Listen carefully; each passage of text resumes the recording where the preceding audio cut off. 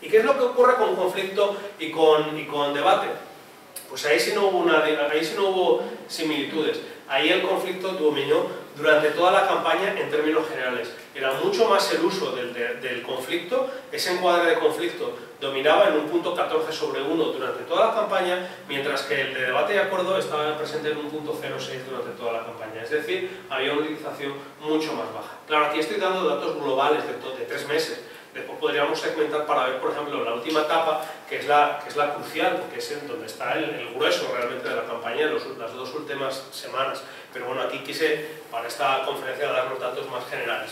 Entonces, en los 2 medios, en global, domina.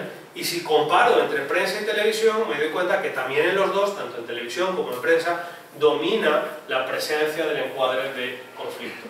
Es decir, hay una diferencia, o sea, la política en términos generales durante la campaña era presentada como conflicto. Ahora, en la televisión era un conflicto de juego estratégico de quién gana y quién pierde, mientras que en la prensa era un conflicto más vinculado, en este caso con un conflicto sobre posturas diferentes hacia propuestas o hacia temáticas. Y eso es muy diferente, porque no es lo mismo consumir un conflicto donde hay enfrentamientos, donde hay críticas entre candidatos, a un conflicto donde hay posturas diferentes ante propuestas. Es diferente. En uno, el tipo de votante que voy a tener en uno y en otro es muy diferente, obviamente. ¿Y qué es lo que ocurre cuando comparo los medios? Porque aquí yo estoy viendo la comparativa dentro de cada medio. Cuando yo comparo ambos medios, me doy cuenta de que hay solamente diferencias entre 2 encuadres. En este caso, juego estratégico y conflicto. Conflicto dominaban los 2, pero sobre todo donde dominaba, sobre todo en la prensa. Es muy interesante. O sea, podríamos decir, bueno, el conflicto va a dominar mucho la televisión porque les interesa ver así eso, cómo se enzarzan unos con otros y tal. Pues no, donde dominó fue en la prensa. ¿Y dónde dominó el juego estratégico? Sobre todo en la televisión. ¿Okay? Seguimos de nuevo, por tanto, con la idea de que sí el conflicto es muy fuerte en prensa, pero sobre todo para temas de política, sobre todo para temas de acontecimientos. Y en la televisión, sí, también está presente el conflicto y está presente, pero sobre todo encarado en esta parte del juego estratégico. ¿Y qué es lo que ocurre con los candidatos? Porque esto es en términos general, digo, aquí es donde después, como les digo, podríamos empezar a profundizar y tal, ahí ya es una parte de análisis que ya se puede imaginar que ya lleva a otro tipo de acercamientos. Si nos centramos en los candidatos, y con esto ya me voy acercando al final, ¿qué es lo que ocurre? Pues miren, había 9 candidatos. Y se sobreentiende que los medios de comunicación deben dar la misma presencia a todos los candidatos, porque todos los candidatos son iguales, oficialmente. Bueno, ¿la realidad cuál es? Pues se pueden dar cuenta de que hay 3 grandes candidatos, que eran Felipe de Jesús Cantú, el candidato del PAN, Ivonne Álvarez, la candidata de la coalición que lideraba el PRI, y Jaime Rodríguez Calderón, Bronco, que era el independiente. El resto tenía una presencia mínima. Bueno, si acaso Fernando Elizondo, pero porque fue el cuarto en liza que después apoyó al Bronco. Lo interesante aquí es darnos cuenta de cómo presentan a los 3, dense cuenta, a pesar de que hay 2 candidatos de ahí que eran candidatos tradicionales, que utilizaban medios tradicionales, que son Ivonne Álvarez y Felipe Jesús Cantú. Ellos 2 sí utilizaban mucho la idea del spot, sí salían en la rueda de prensa y tal. Bronco pasó, literalmente le valió madre, le valió madre los medios tradicionales, no quiso salir en los medios para nada, o sea, ni convocaba rueda de prensa, ni mandó spots, ni nada, él lo hizo todo en redes sociales. Pero una cosa es, y este es el aprendizaje también para las redes, una cosa es que él no quisiera salir y otra cosa es que los medios no le sacaran. Esto es como en Facebook. Una cosa es que ustedes tengan página o no de Facebook y otra cosa es que Facebook no esté en ustedes. O sea, por el hecho de que yo no tenga página no quiere decir que no vaya a salir nada mío, o sea, porque hay otras personas que lo pueden sacarlo. Aquí es igual. O sea, le sacaban. Lo vieron, pero eso es muy interesante. ¿Por qué? Porque a pesar de que era un candidato que para los medios tradicionales no era el candidato del sistema, era un candidato antisistema en este caso. Sin embargo, de una manera indirecta lo convirtieron en un candidato del sistema. ¿Por qué? Porque lo vieron como un candidato que si le daban tanta cobertura era porque era interesante y era porque en el fondo pues, algo podía hacer, porque si no, no le habrían dado tanta cobertura. A los de abajo ni los pelaban, o sea, porque no asumían que no iban a hacer nada. Sin embargo, qué casualidad que a él sí le dieron, ¿no? Bueno, pero lo importante no es, porque esto es cobertura, esto es agenda setting. ¿Qué tanto aparece? Sí, pero lo importante es cómo apareces. ¿Y cómo aparecen? Bueno, pues hubo otra de las cosas que hicimos que fue evaluar para cada una de las noticias de cada uno de los candidatos, cuando aparecía el candidato, cómo aparecía el candidato. Es decir, en cada una de las noticias Si aparecían los nuevos candidatos, los 9 candidatos, evaluábamos si aparecía en la noticia o se daba información que podía ser perjudicial para el candidato o beneficiosa para el candidato. Y a partir de esas dos variables se hace un diferencial. Y es un índice que llamamos de prestigio mediático. Conforme mejor apareces, vas a oscilar hacia el 1. Conforme peor apareces, oscilas hasta hacia el -1. Y después sacas el promedio de todo. ¿Y cuál fue el promedio del prestigio mediático de cada uno? Pues fíjense, pues ese fue el prestigio mediático. Si se dan cuenta, nos podemos percatar de cómo hay 2 candidatos que aparecían en punto 15, es decir, por encima de la media, que es un 0, oscilando hacia un prestigio mediático alto, es decir, tanto en este caso Felipe de Jesús Cantú como Ivonne Álvarez, y además entre ellos no había diferencia, son los candidatos del sistema que aparecían mucho mejor, o sea, aparecían beneficiados o con prestigio, mientras que Bronco aparecía con un -0.06. Es decir, sí aparecía mucho, pero como aparecía de forma negativa.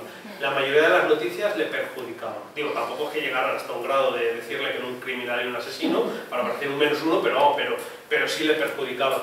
Aparecía por debajo del 0, que era la media. O sea, la media del 0 es neutro. O sea, aparecía de neutro para abajo. Bueno, estos son los datos importantes. Esto es lo que nos marca la verdadera importancia de cómo nos presentan.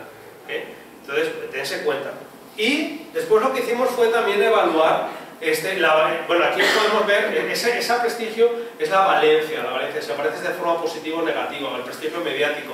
En este caso, cuando comparamos prensa y televisión, porque antes estábamos dando datos generales, ¿qué es lo que ocurre cuando vemos para cada uno de los candidatos los 2 medios? Pues nos damos cuenta de que el Felipe de Jesús Cantú dominaba en la prensa, era donde mejor aparecía, pero en tanto en prensa como en televisión se dan cuenta que eran puntos positivos. En prensa y en televisión era punto positivo y dominaba en la prensa. O sea, había mucha mejor, la prensa trataba mucho mejor al candidato del PAN. ¿Qué le pasa al Bronco? Que el Bronco aparece en la prensa en términos negativos, en términos positivos, y en la televisión en negativos. Lo importante es que había una diferencia. Le trataba mucho más fuerte, la valencia era mucho más fuerte en la televisión y era mucho más negativa que en la prensa. Es decir, la televisión al que fue a atacar fue sobre todo a Bronco. Recuerden, la televisión es vista por un 80% de la población, más o menos. Y cuidado, una cosa es que te traten negativamente y otra cosa es que el efecto sea perjudicial para ti.